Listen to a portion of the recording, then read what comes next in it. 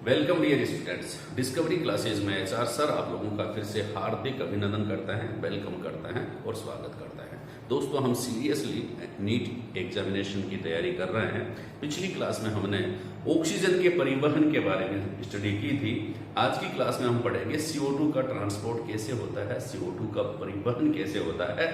कहने का मतलब क्या है, टिश्यूज में जो CO2 का फॉर्मेशन हुआ है ग्लूकोज के विखंडन से, ग्लूकोज के विखंडन से जो CO2 का फॉर्मेशन हुआ है, उस CO2 को वापस लंग्स तक कैसे लाया जाए उसके बारे में अपन स्टडी करेंगे। तो ध्यान से इस क्लास को देखेंगे कि क्या बात कर रहे हैं अपन। कि ये मान लीजिए यहाँ पर क्या है, टिश्यू है, ये टिश्यू का मैंने बना दिया है, ये टिश्यू है, ठीक है।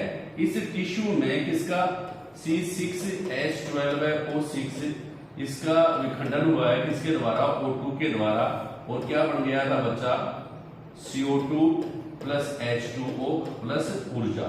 तो ये CO2 जो है ना, ये है वापस कहां तक लेकर के आनी है, इसको लंग्स तक लेके आनी है, एल्वियोलाई में लेकर के आना है। इस एल्वियोलाई तक, यहां तक इस CO2 को यानी कि लंग्स तक वापस लेकर के आना है। तो किस प्रकार से यहां तक आएगा, यह है हम स्टडी करेंगे। अभी बात समझ में, क्योंकि यहां से तो फिर वापस कहां चला जाएगा बच्चा, एटमॉस्फेयर में बाहर निकल जाएगा फेफड़ों के द्वारा, कूपिकाओं से फेफड़ों के द्वारा बाहर निकल जाएगा। अब दिमाग में प्रश्न यह आता है कि इसका परिवहन कैसे होता है। तो देखिए, ये किसके द्वारा आएगा आपको पता है, इसका एक ही माध्यम अपने बॉडी में, कौन सा भाई, ब्लड के द्वारा। किसके द्वारा, ब्लड के द्वारा, ये रुधिर के द्वारा ये कहां तक आएगा, इस एल्वियोलाई तक आएगा, ठीक है। ये मान लीजिए ब्लड वेसल्स है, क्या है, ब्लड वेसल्स, ठीक है। ब्लड वेसल्स जो होती हैं, ये रक्त, इसमें क्या है, रक्त प्रवाहित हो रहा है, और इसके द्वारा ये कहां तक आएगा बच्चा, कूपिकाओं तक आता है। आगे बात समझ में, एल्वियोलाई तक आता है। आता कैसे है, तो आप ध्यान रखिए, ये CO2 जो होता है, आंशिक दाब में परिवर्तन के कारण ये CO2 तो जो क्या होगा, किसमें प्रवेश करता है, इस ब्लड में प्रवेश करता है। किसमें प्रवेश करता है, ब्लड में प्रवेश करता है। आंशिक दाब कैसे, मैंने बताया था कि जो एल्वियोलाई जो होते हैं ना, उसमें किस प्रकार का O2 का कितना होता है, PO2 बताओ, देखें PO2 कितना होता है, 104, और PCO2 कितना होता है, 40, ठीक है। फिर यहां से इस ब्लड में ये प्रवेश करेगा तो O2 का कितना हो जाएगा, PO2 कितना हो जाता है 95, और CO2 कितना हो जाता है, PCO2 कितना हो जाता है 40।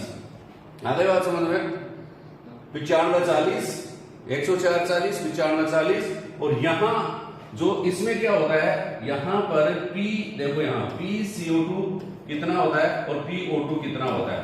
PO2 तो होता है बच्चा कितना, 40, और PCO2 कितना होता है 45। यहां पर PO2 95 है और PCO2 कितना है, 40 है। आगे बात समझ में, तो ये किसमें चला जाएगा भाई, O2, यहां पर क्या हो गया, O2 में कितना डिफरेंस आ गया, O2 का डिफरेंस देखो यहां पर, PO2 कितना है 95, इसमें PO2 कितना है टिश्यूज में 40, ठीक है। कितना डिफरेंस हो गया 55 का, इसलिए O2 तो इसमें एंट्री दे देगा, O2 तो इसमें आ जाएगा। और CO2 में कितना डिफरेंस है, यहां पर PCO2 कितना है बच्चा, PCO2 कितना है, PCO2 है 40, और इसमें PCO2 कितना है 45, इसलिए CO2 किसमें आ जाएगा, इसमें आ जाएगा, ब्लड में आ जाएगा। आगे बात समझ में, अब ब्लड में आने के बाद इस CO2 को हम 3 भागों में 3 प्रकार से जाएगा। CO2 कैसे जाएगा बच्चा, देखिए ये जो ब्लड है, ये देखिए इसमें क्या है, जो लिक्विड तरल पदार्थ है, ये प्लाज्मा है। ये क्या है बच्चा, प्लाज्मा। जो लिक्विड फॉर्म है ब्लड की, वह क्या कहलाती है, प्लाज्मा कहलाती है। क्या कहलाती है, प्लाज्मा। ध्यान से देखना, ये लिक्विड फॉर्म जो मैं बना रहा हूं, ये क्या है, प्लाज्मा है, ठीक है। इसमें हीमोग्लोबिन नहीं पाया जाता है, ये प्लाज्मा है, इसमें जनरली पानी पाया जाता है, वाटर पाया जाता है, जल पाया जाता है। तो ये CO2, ये मान लो 100% यहाँ पर CO2 है, कितना परसेंट है, 100%। टिश्यूज में जो CO2 है, इसका 7% चला जाएगा बच्चा किसमें, इस प्लाज्मा में चला जाएगा। किसमें चला जाएगा 7%, किसमें चला गया प्लाज्मा में, कितना परसेंट चला गया 7% चला गया। और क्या कर लेता है, यहां लिख देता हूं मैं, इधर देखो पहली बार 7% कहां पर चला गया, किसमें चला जाए ब्लड के कौन से पार्ट में चला गया, प्लाज्मा में चला गया। आगे बात समझ में। और ये प्लाज्मा में जाकर के, प्लाज्मा में क्या है H2O, क्या है बच्चा H2O है। तो ये है CO2 जो होगा वह H2O के साथ क्रिया करेगा और H2CO3 बना लेगा। इसको कहते हैं कार्बोनिक अम्ल। क्या कहते हैं बच्चा, क्या कहते हैं कार्बोनिक अम्ल कहते हैं। समझ में आ गई बात। इस प्लाज्मा के द्वारा यह है किस रूप में परिवहन होगा इसका, कार्बोनिक अम्ल के रूप में। यहां तक ही आ जाएगा H2CO3 के रूप में केवल 7% 100 में से। आगे बात समझ में। फिर होगा क्या, फिर होगा क्या, ये जाएगा बच्चा कहां पर आरबीसी में। और बाकी का कितना कितना बच गया 7% के अलावा 93%। 93% बच्चा जो CO2 चला गया है कहां पर बच्चा, CO2 चला गया है 93% कहां पर आरबीसी में। ध्यान से देखना इस बात को, यहां खास बात आने वाली है। यहां ये आया, ये मान लो आरबीसी है, ये क्या है आरबीसी है, ठीक है। कितना परसेंट चला गया है 93%। अब आरबीसी में क्या है, दो प्रकार की चीजें हैं। दो प्रकार की चीजें क्या है बच्चा, आरबीसी में दो प्रकार की चीजें क्या है, एक तो हीमोग्लोबिन है Hb, ठीक है Hb है, हीमोग्लोबिन है। और दूसरा कौन सी चीज है इसमें, दूसरी चीज है इसमें बच्चा अपन बताएंगे आपको, ये पानी या लिक्विड फॉर्म जो भी है इसका लिक्विड फॉर्म है, ठीक है। ये आरबीसी है, इसमें हीमोग्लोबिन भी है, ये रेस्पिरेटरी पिगमेंट है। इसके अलावा क्या है, वाटर है H2O। ये मान लीजिए क्या है बच्चा, बताओ देखें, वाटर है H2O है, ठीक है। और इसके अलावा क्या पाया जाता है, एक एंजाइम और पाया जाता है आरबीसी में। क्या पाया जाता है, कौन सा एंजाइम पाया जाता है इस ग्रेन्यूल्स में, कौन सा एंजाइम पाया जाता है, कार्बोनिक एनहाइड्रेज। कौन सा एंजाइम पाया जाता है, कार्बोनिक एनहाइड्रेज। ध्यान से देखना, दो बातें हो गई। क्या बातें हुई, मैं यहां पे लिख रहा हूं इस बात को, आगे देखिए यहां लिख देता हूं, वापस आ जाएंगे कि आरबीसी जो है आरबीसी, इसमें क्या हुआ कि दो बातें हो रही हैं। 93% जो CO2 का परिवहन किसके द्वारा होता है, आरबीसी के द्वारा होता है। लेकिन कैसे होता है, मैं क्या कह रहा हूं, दो बातें हैं, एक तो हीमोग्लोबिन है, ठीक है, हीमोग्लोबिन है आरबीसी में। और दूसरा कौन सा है, कार्बोनिक एनहाइड्रेज एंजाइम। कौन सा एंजाइम है, कार्बोनिक एनहाइड्रेज। बात समझ में आ गई क्या पास, कार्बोनिक एनहाइड्रेज एंजाइम में दो बातें हैं, ठीक है। अब हीमोग्लोबिन जो होता है, देखो दो शब्द हैं इसमें, HAE हीमोग्लोबिन, ठीक है, ये हीमोग्लोबिन है। हीमोग्लोबिन में दो चीजें होती है, तो एक तो हीमो है ना, HEAM, हीम हो गया। हीम का मतलब क्या है, मेटल है, मेटल कौन सी है Fe, ठीक है। और दूसरा क्या है, ग्लोबिन। ग्लोबिन क्या है, प्रोटीन है। क्या है, प्रोटीन। क्या होता है बच्चा, ग्लोबिन क्या है, प्रोटीन हीमोग्लोबिन में। तो होता क्या है, इस प्रोटीन को अपन किससे रिप्रेजेंट कर सकते हैं, NH2 से, एमीन से, है ना, समझ गए ना। तो इसका मतलब क्या है कि ये जो हीमोग्लोबिन है उसमें 93% में से कितना, 20 से 25%, 20 से 25% जो CO2 है, 20 से कितना परसेंट, 25% CO2 जो है वो किसके साथ रिएक्ट करता है, हीमोग्लोबिन जो होता है ना उसमें प्रोटीन पार्ट के साथ, ठीक है ना। और क्या बना लेता है, किसके साथ रिएक्ट करता है, NH2HB, ठीक है, किसके साथ रिएक्ट करता है, NH2HB के साथ, मतलब प्रोटीन के साथ क्रिया करता है। और क्या बना लेता है, क्या बना लेता है, कार्ब एमिनो हीमोग्लोबिन। क्या बना लेता है, कार्ब एमिनो हीमोग्लोबिन बना लेता है। ये बात समझ में आई क्या यहां तक? और अपन यूं कह सकते हैं एवरेज 23% है जो कार्बन डाइऑक्साइड जो है वह किसके द्वारा, कार्ब एमिनो हीमोग्लोबिन के रूप में ही इसका परिवहन होता है। रिएक्शन क्या होती है इसमें कि जो CO2 है प्लस NH2.Hb इसके साथ रिएक्ट करता है।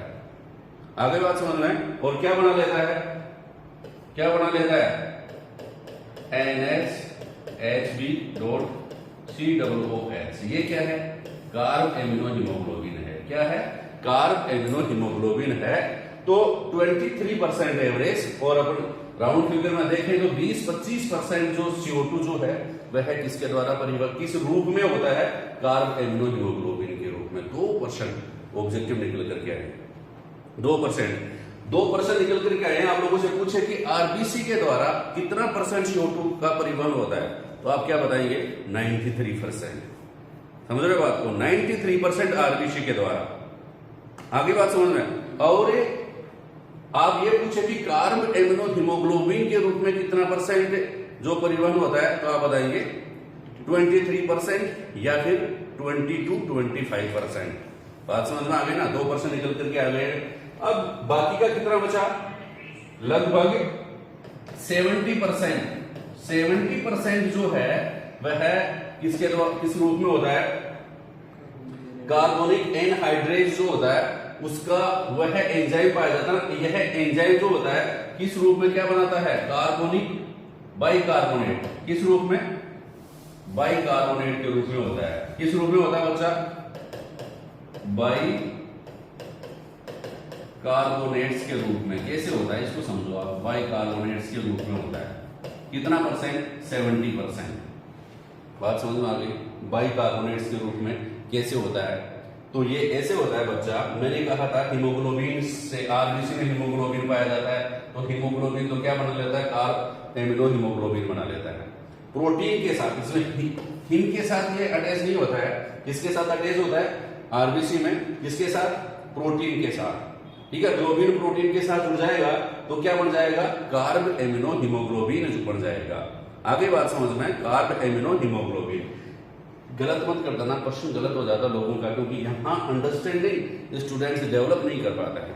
क्या नहीं कर पाता है, सिंपली ये कहते हैं कि भाई आरबीसी के द्वारा कितना परसेंट CO2 का परिवहन होता है, तो लोग जनरली 70% कर देते हैं और आंसर गलत। ठीक है, कितना आंसर आएगा, 93%। किसके द्वारा, आरबीसी के द्वारा। ठीक है, क्योंकि ये हीमोग्लोबिन आरबीसी में है और कार्बोनिक एनहाइड्रेज एंजाइम भी किसमें है, आरबीसी में है। अब होता क्या है, ये मैंने आपको ये बताया था पहले कि क्या, कि इसमें क्या है, जो वाटर प्रूफ में थोड़े बहुत इसमें जो होता है ना लिक्विड आरबीसी, इसमें आरबीसी में हीमोग्लोबिन जो होता है, तो ये इसमें आरबीसी में जाकर के क्या करता है, कार्बोनिक एनहाइड्रेज एंजाइम जो होता है ना वह इस CO2 की इसमें होता है, इसके जो साइटोप्लाज्म जो होगा इसका, आरबीसी का, इसमें क्या होगा बच्चा, कार्बोनिक एनहाइड्रेज एंजाइम पाया जाएगा और पानी में पाया जाएगा। तो यह क्या करता है, इस CO2 की बंधुता बढ़ा देता है। 100% में से ये देखो 70% इसके पास चला गया, H2O के पास, और कितना, 23% इसके पास चला गया, हीमोग्लोबिन के पास। ठीक है, ये 70% H2O के पास गया है बच्चा। अब इसमें क्या है, ये 70% क्यों गया, क्योंकि यहां पर कार्बोनिक एनहाइड्रेज एंजाइम जो होता है यह CO2 और पानी की जो अटैचमेंट है ना उसको 5000 गुना बढ़ा देता है। कितना गुना, 5000 गुना। आप देख रहे हो पानी तो इसमें भी है, प्लाज्मा में भी है, लेकिन आरबीसी वाले पानी के साथ रिएक्ट क्यों करता है ज्यादा, क्यों करता है, क्योंकि कार्बोनिक एनहाइड्रेज एंजाइम पाया जाता है। बहुत बार ये सिंपली प्रश्न पूछ लेते हैं कि कार्बोनिक एनहाइड्रेज एंजाइम कहां पाया जाता है, तो आप क्या बताएंगे बच्चा, आरबीसी में पाया जाता है। समझ गए, आरबीसी इस जल के साथ इसकी बंधुता बढ़ा देगा। तो होता क्या है, आगे चलते हैं बच्चा। आरबीसी में क्या होगा कि ये बाइकार्बोनेट्स के रूप में कैसे आएगा, CO2 जो है वह किसके साथ रिएक्ट करेगी, जैसे हमने स्टार्टिंग में लिया था ये फर्स्ट में प्लाज्मा में जो रिएक्शन हुई थी स्टार्टिंग में, ये तुरंत 5000 गुना अधिक गति से होगी। और 5000 गुणा तीव्रता से ये कार्बोनिक एनहाइड्रेट एंजाइम जो है वह क्या बना देगा, कार्बोनिक अम्ल बनाएगा। कार्बोनिक अम्ल मतलब H2CO3, ठीक है। और खास बात यह है जैसे ही H2CO3 इसमें बनता है ये किसमें बदल जाता है बच्चा, ये है आयनों में आयोनाइज हो जाता है और क्या बनाता है H+ और HCO3-। आगे बात समझ में, तो ये बाइकार्बोनेट्स आयन यहां बन जाते हैं और एक पर H+ यहां आयन बनता है। तो सबसे ज्यादा CO2 का परिवहन जो होता है आरबीसी में किस रूप में होता है, 70% बाइकार्बोनेट्स के रूप में होता है, ठीक है। क्या प्रोसीजर होता है, काम की बात आगे भी आने वाली है, ध्यान से सुनेंगे। इतनी बात आपको समझ में आई होगी। मैं दोबारा से वापस ले जाता हूं आपको। यहां क्या हो रहा है कि भाई ये टिश्यूज में क्या हो रहा है, ग्लूकोज का विखंडन हो रहा है और CO2 बन रहा है। CO2 जो होता है वह 3 टुकड़ों में तोड़ करके उसको अपन यहां तक लेके आएंगे। ये फेफड़े में है, फेफड़े, ठीक है, यहां तक लेकर के आएंगे। कैसे लेकर के आएंगे, एक इसका 7% भाग तो यहां ब्लड जो है ये आरबीसी है, जो मैंने राउंड बना रखे हैं ये आरबीसी है और ये आरबीसी थोड़ा सा बड़ा इसलिए, ये जो डॉटेड है ये क्या है, प्लाज्मा है। आरबीसी में 70% तो 7% तो सिर्फ किसमें आ जाता है बच्चा, इसमें आ जाता है प्लाज्मा में, और बाकी का 93% कहां जा रहा है, आरबीसी में जा रहा है CO2 ब्लड 93%। और 93% ब्लड भी दो भागों में जा रहा है। एक तो 23% तो किसमें जा रहा है, हीमोग्लोबिन। हीमोग्लोबिन में जाकर के कार्ब एमिनो हीमोग्लोबिन बना लेता है और जो आरबीसी का H2 है इसके साथ रिएक्ट करके क्या बना लेता है, बाइकार्बोनेट्स आयन बना लेता है। बाइकार्बोनेट्स आयन जो होता है वो इस रूप में 70% जो है वो बाइकार्बोनेट्स के रूप में CO2 का परिवहन होता है। कैसे होता है वो आगे देखेंगे। देखिए इसको समझेंगे पूरा। मैंने क्या कहा कि आरबीसी में बात हो रही है, आरबीसी क्या बात हो रही है, आरबीसी में ये बात हो रही है कि भैया 20 to 25% जो हो रहा है वह क्या हो रहा है, CO2 जो होता है वह है किसके साथ रिएक्ट कर रहा है, NH2HB, मतलब हीमोग्लोबिन के प्रोटीन के साथ रिएक्ट कर रहा है और क्या बना रहा है बच्चा, NHHB COOH, carb amino haemoglobin बना रहा है। क्या बना रहा है, कार्ब एमिनो हीमोग्लोबिन बना रहा है। दूसरी रिएक्शन 70% क्या हो रही है कि उसमें यह हो रहा है कि जो कार्बन डाइऑक्साइड जो है वह पानी के साथ, यही भी पानी के साथ रिएक्ट कर रहा है और पानी के साथ रिएक्ट करके कौन सा एंजाइम काम में लिया जा रहा है, इंपॉर्टेंट है ध्यान में रखना, कार्बोनिक, क्या है बोलिए आगे, हाँ बोलते रहेंगे, स्टूडेंट्स और टीचर्स का इंटरेक्शन जरूरी है। एनहाइड्रेज ये एंजाइम है, ठीक है। ये क्या कर रहा है, H2CO3 कार्बोनिक अम्ल बना रहा है। ये कार्बोनिक अम्ल क्या कर रहा है, क्या कर रहा है, तीसरी घटना क्या हो रही है, तीसरी घटना हो रही है कार्बोनिक अम्ल जो है H2CO3 किसमें टूट रहा है, H+ और प्लस HCO3-। इसकी बात हम रखेंगे। ये सारी, ये दोनों आइंस जो कहां पर बन रहे हैं बच्चा, कहां पर बन रहे हैं, आरबीसी में। कहां पर बन रहे हैं, आरबीसी में बन रहे हैं। देखिए वापस यहां आरबीसी में क्या हो रहा है, ये मैं वापस आपको बताता हूं। आरबीसी में क्या हुआ, एक तो बन गया H+ आयन प्लस HCO3-। ये दो आयन बन गए, समझ गए बात को। अब क्या होता है, खास बात ये आपको ध्यान में रखनी है, यहां से बहुत बार क्वेश्चन आता है कि जो प्लाज्मा जो है ना, इसमें कौन से आयन होते हैं, Cl- आयन होता है, Cl-, किसमें होता है, प्लाज्मा में। अब होगा क्या, ये HCO3 जो है ना, HCO3 आयन जो है ये तो आ जाता है बाहर, यहां पर प्लाज्मा में। बात समझ में आ रही है, HCO3 तो कहां आ जाता है, बाहर आ जाता है इस आरबीसी से निकल करके। और Cl आयन जो है ना, ये देखो ये Cl- तो चला जाता है अंदर, Cl- और HCO3 क्या आ जाता है, बाहर आ जाता है। समझ गए, क्या समझे कि आरबीसी से बाइकार्बोनेट्स आयन आ गया, बाहर आ गया। कहां पर आ गया, प्लाज्मा में आ गया, और प्लाज्मा से Cl माइनस कहां चला गया, आरबीसी में चला गया। इस अभिक्रिया को, इसको हम क्या कहते हैं, बहुत इंपॉर्टेंट प्रश्न है और बहुत बार एग्जाम में पूछा जाता है। क्या H प्लस है HCO3, ये मान लीजिए क्या है, आरबीसी है, ये आरबीसी से ये बाहर आ जाएगा HCO3 माइनस। आगे बात समझ में। और अंदर क्या चला जाएगा, आरबीसी में क्या चला जाएगा, Cl माइनस। आगे बात समझ में। तो इस घटना को अपन क्या कहते हैं बच्चा, क्लोराइड। ये क्लोराइड है ना Cl माइनस, इसको कहते हैं बच्चा क्लोराइड शिफ्ट। क्या कहते हैं, क्लोराइड शिफ्ट। बहुत बार एग्जाम में पूछा जाता है, फर्स्ट ग्रेड में पूछा जाता है, आरपीएससी की जो एग्जाम होता है आईएएस में पूछा जाता है क्लोराइड शिफ्ट कहां की घटना कहां होती है, तो आप बताएंगे आरबीसी में। CO2 ये भी पूछ लेते किससे संबंधित है क्लोराइड शिफ्ट, तो आप बताएंगे CO2 के परिवहन से संबंधित है। ठीक है, इस घटना को, क्लोराइड शिफ्ट को क्या कहते हैं बच्चा, हेमबर्गर घटना भी कहते हैं। हेमबर्गर घटना, हेमबर्गर घटना। क्या हुआ इसमें, कंफ्यूज कहां होता है जब एग्जाम में आता है, ऑप्शन आता है ना, हेम या क्लोराइड शिफ्ट क्या होता है, तो ऑप्शन ए, क्लोराइड आयन का प्लाज्मा से आरबीसी में जाना और HCO3 माइनस का आरबीसी से प्लाज्मा में आना। उल्टा कर देंगे, HCO3 का प्लाज्मा से आरबीसी में जाना, ठीक है, और Cl माइनस का आरबीसी से प्लाज्मा में आना। या फिर HCl माइनस जो है ना, उसकी किससे करवा देते हैं तुलना, सोडियम से करवा देंगे, पोटेशियम से करवा देंगे। तो आदान प्रदान किसका हो रहा है, बाइकार्बोनेट आयंस का और Cl माइनस का। बाइकार्बोनेट कहां से, आरबीसी से कहां पर जाती है, प्लाज्मा में, और प्लाज्मा से Cl माइनस किस में आती है, आरबीसी में आती है। यह घटना क्या कहलाती है बच्चा, क्लोराइड शिफ्ट या हेमबर्गर घटना कहलाती है। बात समझ में आ गई। तो आपने कह तो दिया सर ये बात तो समझ में आ गई, और ये महाराज क्या करता है, कौन सा, H प्लस।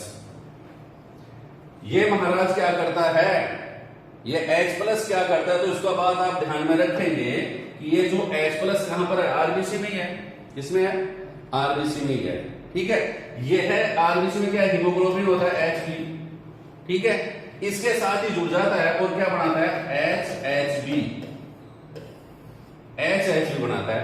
HHB का मतलब अम्लीय हीमोग्लोबिन बनाता है।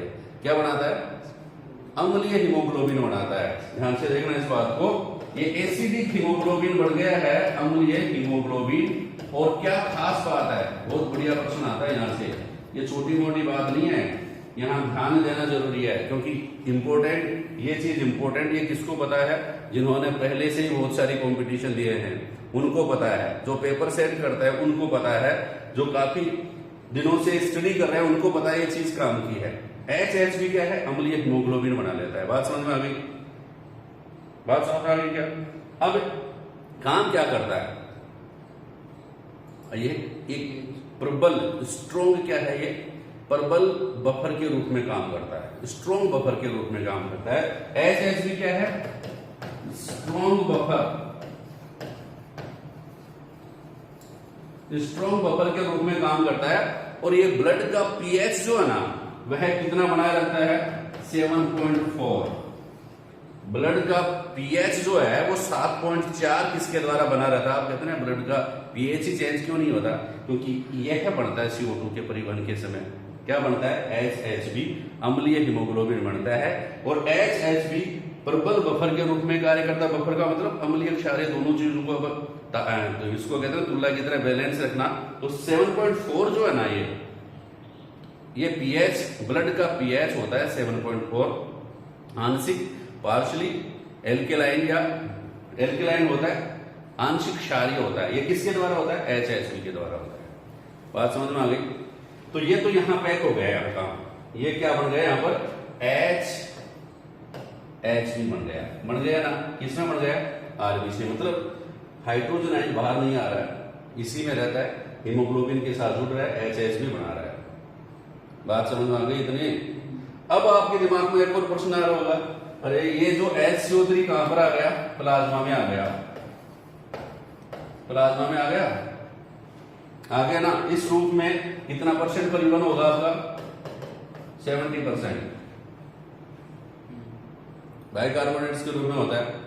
अब कैसे होता है, क्या करेगा यहाँ ये आकर के बाहर, तो देखिए प्लस HCO3 जो होता है ये बाहर आ गया है, कहां पर आ गया है, प्लाज्मा में आ गया है, और इसकी जगह कौन चला गया है, आरबीसी में कौन चला गया है, Cl-।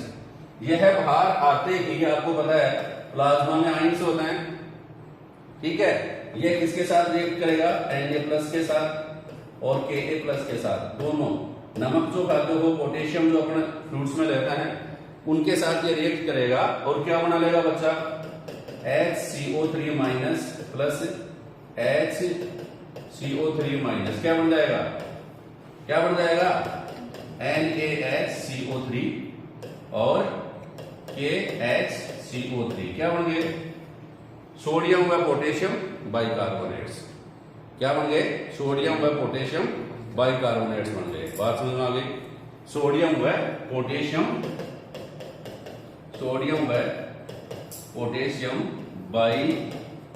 बाइकार्बोनेट्स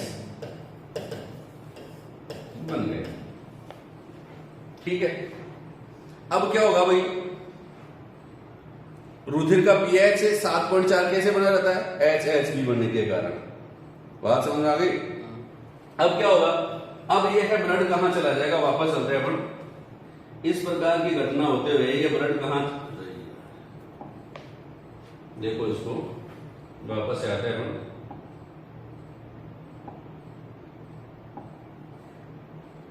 किसमें, यहां तक ये ब्लड आ जाता है, कहां तक आ जाता है भाई, कूपिकाओं में।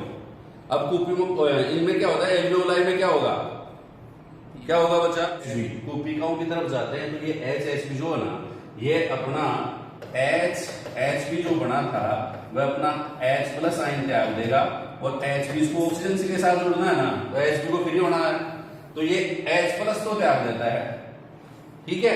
H+ त्याग करके ये किसके साथ जुड़ जाता है, वापस बाइकार्बोनेट्स आयन के साथ जुड़ जाता है, किसके साथ, बाइकार्बोनेट्स आयन के साथ जुड़ जाता है, और H+ और बाइकार्बोनेट्स आयन जुड़ करके क्या बना लेते हैं, H2CO3 बना लेते हैं, ठीक है। H2CO3 वापस किसमें टूट जाता है, H2O+ CO2 में टूट जाता है, और ये CO2 जो होती है ना वापस कहां निकल जाती है, बाहर निकल जाती है। आगे बात समझ में, यह इफेक्ट क्या कहलाता है बच्चा, हेल्डेन इफेक्ट कहलाता है, हेल्डेन प्रभाव, ध्यान में रखना।